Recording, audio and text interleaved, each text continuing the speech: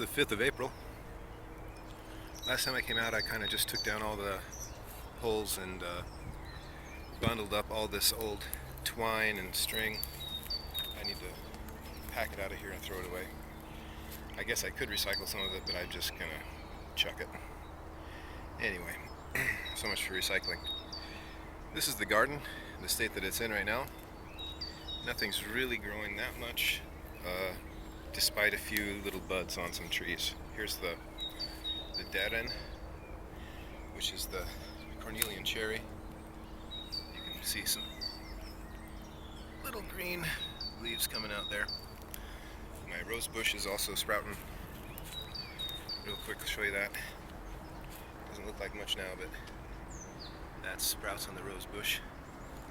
Around the corner, I found one of the hazelnut trees. This one is budding up on top even, so looks like it's doing pretty well. I don't know where the other, oh maybe there it is. I just skipped it, I guess. Looks like something chomped on it and bit the main stem off this winter, but this part is actually alive, so there's still a chance that thing can grow. Moving around here. Last week when I was here I planted a bunch of peas in this area. When I say last week, that was actually 3 weeks ago. And typically you can see all that earth that's been moved off, and that's all from pheasants and squirrels and mice that have just dug and dug and dug and probably found all about 300 peas I planted in that one area. So again, I have to be a bit different when I plant things, just because if I break up a whole area and plant seeds under it, the wild animals just go crazy for that one spot. As you can see, they really haven't dug up anything else. There's a little bit of slough there, but I think that's just natural. But here they definitely dug up almost every pea probably that I planted, and there's nothing growing, so they probably ate it all. Anyway, so my plan is to cover up those spots where I took the Jerusalem artichoke stalks and put them and crushed them up on top, and cover up those logs and just see if I can kind of seal off the top again real quick, and then dink around with some trimming of bushes and stuff after that. Anyway, I'm not going to film too much right now, so this is just a quick update for April 5th of the morning. I might show you what I did later when it gets to that point. I've done about an hour of digging, just a little bit at a time, not big scoopfuls, but just putting a little bit of dirt on top at a time and pushing it down, and then getting up on there and jumping up and down, and then smashing it in and doing it again and again. I've been kind of widening the swale here just a little bit. You can see the loose earth I've been knocking off, and I dug down about a foot here. And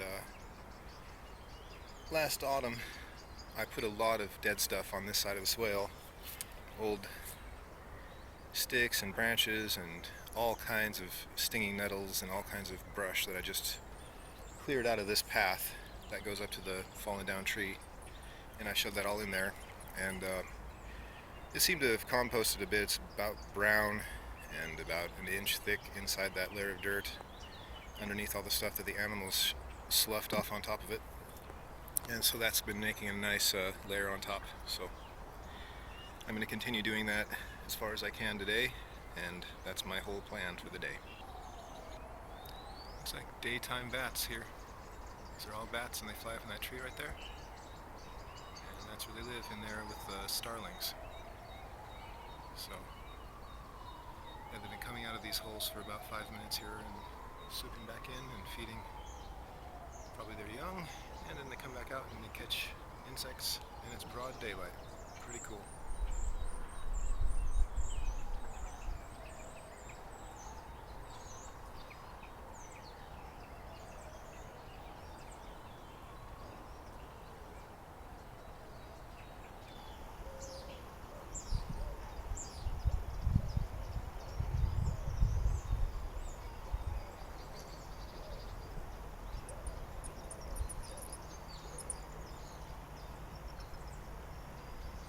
Worked a bit on the swale here.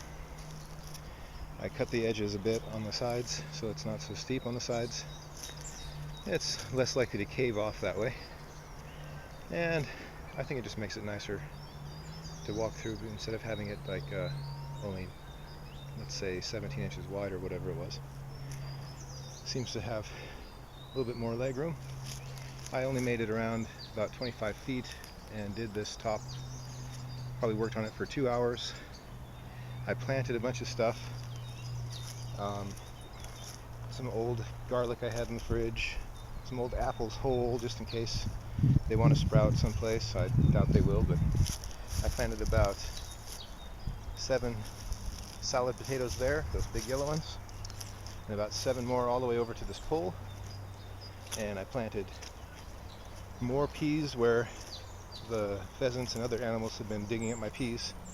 But on closer inspection, I can actually see that there are some little pea plants growing up through here. There's 1 or 2 of them. So the birds didn't get them all and the mice didn't get them all. But anyway, so here's a distant view of what I did today, kind of level it off. And I have a lot more to do here. You can see all this exposed wood. I need to cover that up. So I'll just continue working my way around. So this is what I'm talking about when I'm talking about the caving off ability of these walls. So I'd like to even that out all the way around. So you see how there's that just really narrow ditch. I'm going to make the swale a lot nicer, and I'm going to put all that dirt up on top. That's kind of what my plan was last year, is to save it for this year. And it's actually really easy to dig, and I'm going to dig it at an angle so it doesn't cave off like it did last year. And honestly, I'm pretty pleased with what I did today. So that's the new, improved, wider, and more gentle swale.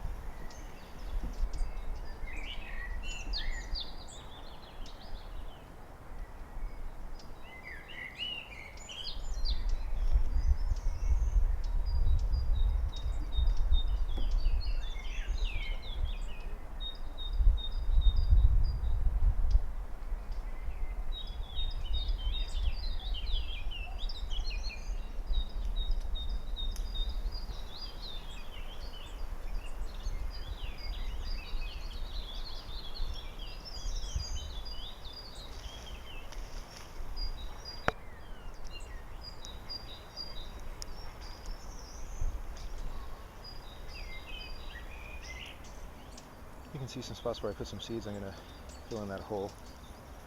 It's pumpkin seed, of course. This is the part I've done so far today. And I've just laid down some more pumpkin seed and some popcorn. I know it's funny I'm growing popcorn, but I like it, so. Anyway, lots of pumpkin seed here.